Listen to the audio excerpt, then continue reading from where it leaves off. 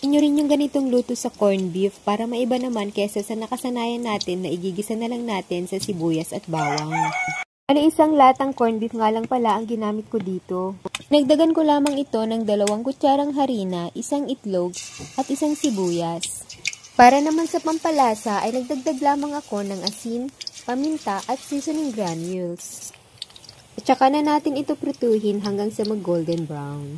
Ito nga pala natin ito ng mga 2 minuto at saka natin ito baliktarin. Mga 2 minuto din sa kabilang side. Napakasimple at napakadali nga lamang nitong iluto. Saka yung maisip na ma-prepare para sa baon o almusal ng mga anak nyo ay pwedeng-pwede po ito, tsak na magugustuhan nila. Yan nga pala yung brand ng corned beef na ginamit ko. Alam na dis mga karuba kung nailista yung pangalan nyo.